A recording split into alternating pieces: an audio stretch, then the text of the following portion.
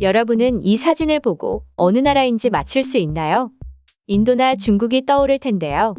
중국의 화장실 하면 더럽다, 지저분하다, 비위생적이다 등을 생각하실 텐데요. 중국의 백화점이나 호텔, 공항에서도 수세식 화장실을 사용하기로 유명하죠. 또한 중국의 화장실은 청결하지 못한 것은 예사이고 문이나 칸막이가 없는 화장실로도 상당히 유명하죠. 그렇다면 왜 중국의 화장실에는 문이나 칸막이가 따로 없는 것일까요? 예전부터 중국인들은 화장실을 개인적인 공간이 아니라 사교의 공간으로 사용해 왔기 때문인데요. 전 세계의 많은 나라들의 사람들은 화장실을 공개하고 싶지 않은 철저한 개인 공간으로 활용하는 반면 중국인에게 화장실은 이웃끼리 만나 안부를 전하는 등의 사교적인 문화 공간이며 실제 그들은 이를 보며 옆 사람과 서로 즐거운 듯 이야기를 나누곤 합니다. 또한 일반 가정에서도 이를 보다가 다른 사람과 눈을 마주쳐야 하는 경우도 상당히 많다고 하는데요. 주택의 화장실인 경우 출입문 높이가 허리 정도밖에 되지 않기 때문에 밖에서도 누가 이를 보는지 훤히 볼 수 있게 되어 있다고 합니다. 이처럼 중국은 배변 활동을 숨기려 하지 않고 남과 공유하려는 희한한 습성을 가지고 있는데요. 최근 중국 관광객들이 해외에 나가 아무 곳에서나 볼일을 보고 있고 이것은 큰 사회적 논란이 되고 있습니다. 스웨덴에서는 아무 곳에서나 배변을 하는 중국인들을 타깃으로 표지판을 부착한 적이 있었고 이를 방송에서 집중 조명해 중국인들이 망신을 당한 적도 있습니다. 또 홍콩에서 중국인 부부의 아이가 길거리에 배변을 하는 모습이 자주 목격되기도 하고 중국인들의 이러한 행위에 참다 못한 홍콩인들은 대대적인 시위를 벌여 국제적 논란이 된 적도 있습니다. 이뿐만이 아니라 지하철 안에서도 이를 보는 중국인들인데요. 홍콩의 시위 논란은 중국에까지 퍼져나갔고 중국의 신화통신은 실제로 중국인 12만 8천 명에게 길거리 배변에 대한 여론조사를 실시하기도 했습니다. 여론조사의 결과는 참혹하게도 아이가 길거리에서 볼일을 보는 것은 봐줄 수 있다가 87%, 봐줄 수 없다가 13% 나왔습니다. 이 조사의 결과는 중국인들의 생각을 대변하고 있다고 봐도 무방한 것이라 전 세계인들이 많이 놀라워했습니다. 이외에도 유럽 유명 관광지, 해외 역사 유적지, 디즈니랜드, 한국의 제주도 등 온갖 곳에 민폐를 끼치는 중국인들 때문에 외국인들의 혐중 감정은 더욱 높아지고 있습니다. 이런 중국인의 위생 개념 때문에 우한 코로나 사건 역시 중국이 민폐국임을 대대적으로 홍보하는 일이 되기도 했었죠. 이러한 중국의 배변 및 화장실 문화 인식 때문에 중국이 미국에게 국제적 결례를 범했던 적도 있는데요. 1984년 4월 28일 로널드 레이건 대통령이 부인 낸시 여사와 수행 관료들을 데리고 중국을 방문한 일이 있었습니다. 중국은 중국을 방문한 외국 정상들에게 항상 자금성과 만리장성을 보여주는데요. 레이건 대통령 일행 역시 베이징 인근의 만리장성 바다링에 올랐습니다. 그리고 이때 낸시 여사가 갑자기 화장실을 찾았죠. 바다링은 워낙 많은 해외 귀빈들이 찾는 곳이기에 중국에도 깨끗한 귀빈 화장실 하나 정도는 가지고 있었고 낸시 여사는 그곳에서 편하게 볼일을 볼 수 있었습니다.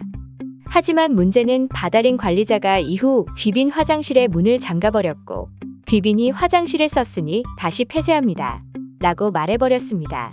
이 말인즉 귀빈 화장실은 대통령과 대통령의 부인만 쓸 수 있다는 의미였죠. 함께 온 미국의 수행 관료들은 상당히 당황했고 중국 외교부에 우리도 화장실을 쓰게 해달라고 항의했습니다. 중국 외교부 관계자는 바다링 관리자에게 미국에서 온 손님들입니다. 귀빈 화장실을 개방해주세요. 라고 말했지만 바다링 관리자는 그게 나와 무슨 상관이에요? 우리 관리 규정은 귀빈 화장실은 해외 정상급 귀빈만을 위한 것이니 다른 분들은 일반 화장실에 가서 볼일을 보세요. 라며 이를 거절해버렸죠. 중국 언론들은 바다링 관리자를 융통성 없는 꼴통이라고 표현했지만 중국은 각 부처가 서로의 일을 상관하지 않는 관료주의였기 때문에 어쩔 수 없는 상황이었다고 합니다. 사실 바다링 관리자의 말대로 바다링 주변에는 널린 것이 화장실이었습니다. 하지만 귀빈 화장실을 제외한 일반 화장실들은 역시 화장실 문도 없었으며 모두가 평등하게 쪼그려 앉아 마주보고 볼일을 봐야 했습니다.